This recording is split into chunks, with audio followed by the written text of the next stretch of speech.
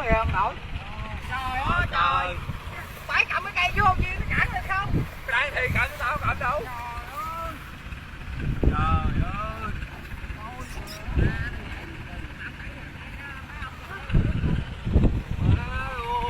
Trời quá trời chết rồi. Ô tại kéo cái này nè.